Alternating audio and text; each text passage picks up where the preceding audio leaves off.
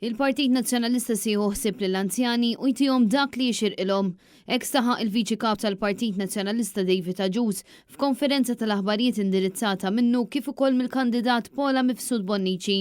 Il-Viċi Kap tal-Partit Nazzjonalista fisser kif gvern ġdid nazzjonalista se joħloq fond tal-pensjonijiet li jkun sostenibbli.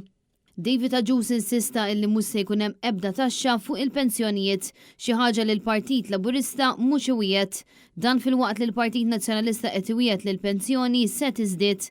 Gvern ġdid nazzjonalista jwiegħed ukoll l-anzjani se jieħdu dak li ħadmu għalih matul is-snin u aktar. Dan hekk kif minnu pensjonant se jkun jista' jibqa' jaħdem wara l-età tal-pensjoni u fl-istess ħin jieħu pensjoni sħiħa.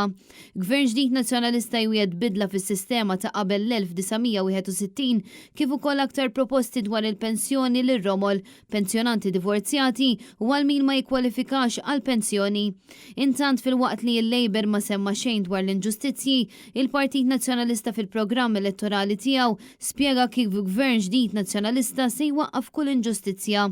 Minnaħa tagħha l-kandidata Paula Mifsud Bonnici spjegat kif il-Partit tal-Labor minflok mu qed jagħti proposti konkreti qed jażel li jikdeb dwar il-proposti tal-Partit Nazzjonalista. Paula Mifsud Bonnici fakret fit-track records tal-Partit Nazzjonalista rigward numru ta' djar tal-anzjani li bena matul is-snin. Dan bid-differenza tal-Partit Laburista li sal-lum għadu ma milġdan.